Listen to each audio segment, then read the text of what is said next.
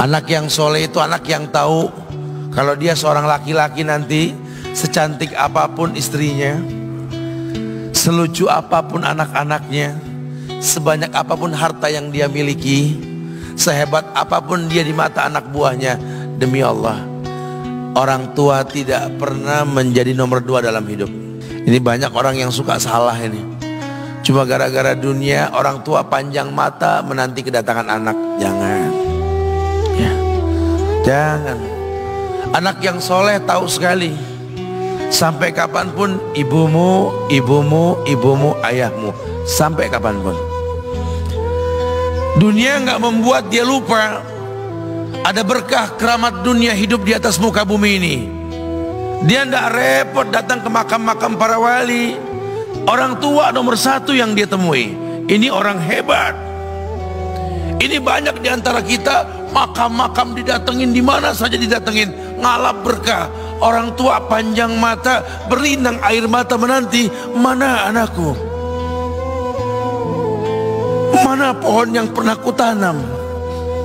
Mana pohon yang pernah kurawat? Kudengar dia sudah mulai berbuah, ingin kurasakan buahnya. Berani mengeluarkan dana jutaan untuk hal-hal yang gak disyariatkan. Ini orang tua panjang mata. Rela gak rela, orang tua kita akan mendengar dan melihat. Ma, aku pengen nikah, aku pengen berkeluarga, Ma. Ya orang tua ya seneng lah. Cuma kalau inget metik buahnya belum terasa, ya ada perasaan kayak gimana gitu loh. Karena dia tahu setelah ini dia akan menikah, bahwa anak orang ada kehidupan yang berbeda yang bakal dia rasa. Orang tua makin hari makin rentan, bukan makin seger. Yang perempuan dibawa orang, ya Allah. Baru kemarin perasaan mainin poni ini anak perempuan kita, betul. Baru kemarin mainin kepangan rambutnya, ya Allah. Ya Allah, baru kemarin perasaan saya titah dia, titah, ya Allah. Belajar jalan, bisa berlari bawa sesuatu, coret-coret tembok, aduh Masya Allah. Sekarang udah gede, dibawa orang, ya Allah, Masya Allah. Yang laki dekat sama mamahnya. Baru kemarin tangan mungilnya kita tuntun, kalau kelepas dia nangis, betul. Sekarang tangannya keker besar, tangan ibunya keriput, betul. Mau nangkep tangan anak pun sudah mulai susah. Membawa anak orang datang dengan gagah, cium tangan, cipika-cipiki, udah. Ma, kita jalan dulu, Ma ya. Udah Mama, udah. Digandeng tangan kekasihnya, dirangkul pundaknya. Ini anak laki ndak tahu ibunya kayak diiris-iris jantungnya. Dia lihat tangannya yang keriput, ya Allah. Udah berapa lama tangan ini nggak dibawa sama anak ini? Udah berapa lama tangan ini nggak digandeng sama anak saya? Kita merasa bangga akur merangkul istri kita, ibu kita ngelihat pundaknya. Udah berapa lama pundak ini gak dirangkul seperti itu, ya Allah. Dulu aku berdandan secantik-cantiknya, ku dandankan anaknya, ku bawa di hadapan kawan-kawanku, bangga anakku. Tapi dia tidak pernah berdandan rapi membawa aku ke hadapan teman-temannya. Lihatlah ibuku, ibunya sudah kebayang, ya Allah, ini anak bakal minta nikah sebentar lagi. Yang wajar kalau orang nanam pohon pengen metik buah, wajar. Ini buah belum terasa, pohon sudah mau dibawa. Kebayang tidak?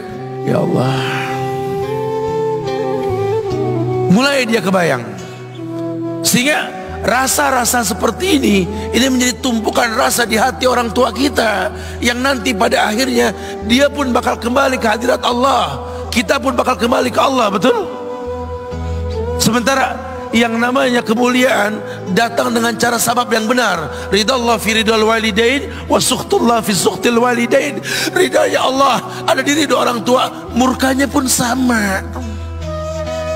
Karena semua ibadah yang dia lakukan berujung pada surga. Dan yang paling gampang ketika dia mau menaklukkan dunia, demi Allah, berkah orang tua dulu yang dia ambil.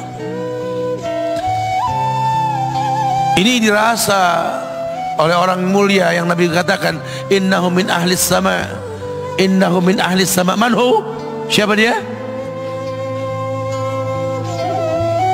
Sahabat, manusia yang pernah hidup zaman sahabat tapi nggak ketemu Rasul, yang bernama Uwais Al-Qarni, pemuda miskin pengembala kambing di negeri Yaman.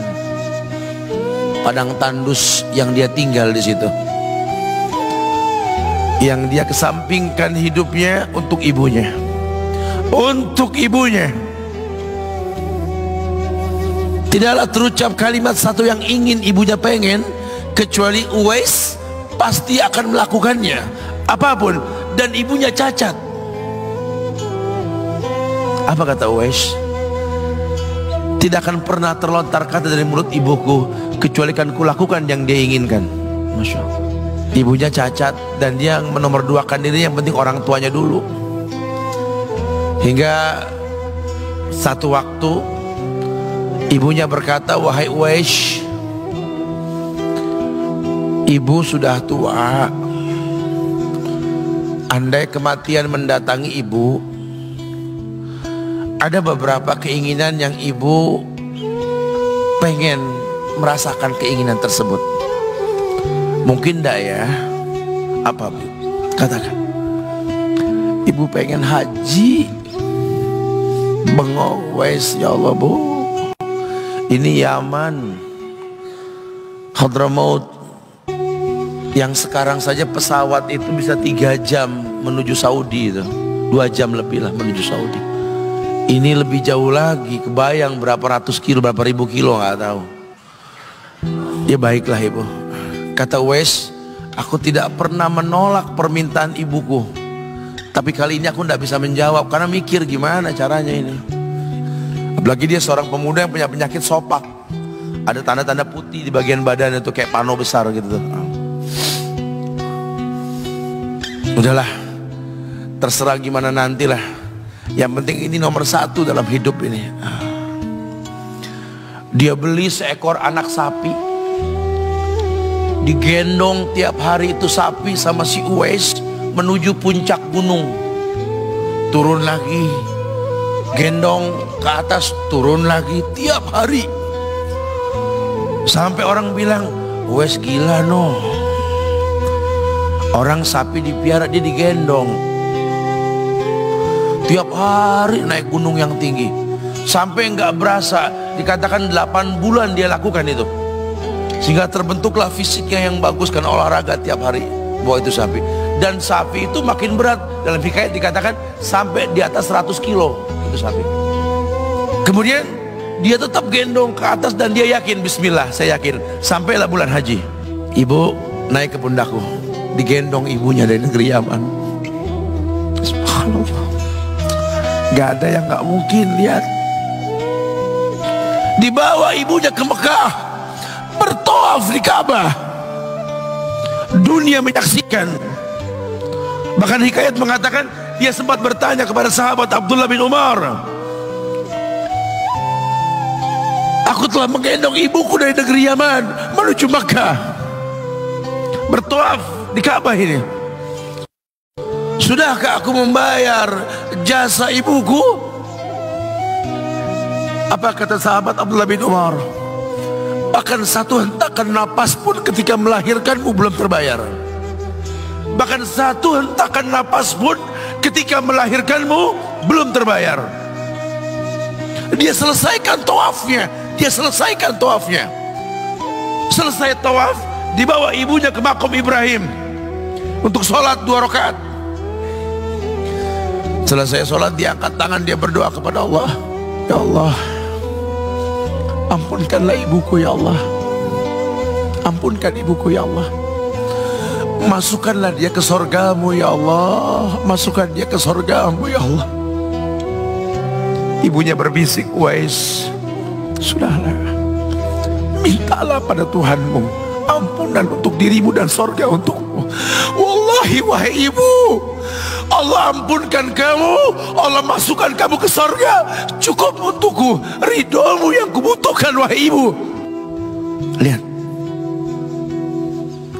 manusia saleh, hasil doa Rabbi habli minas solihin. Lihat, makanya ketika Nabi mengatakan innahu min ahli sama, ini manusia penghuni langit, Umar, Ali, temui Uwais.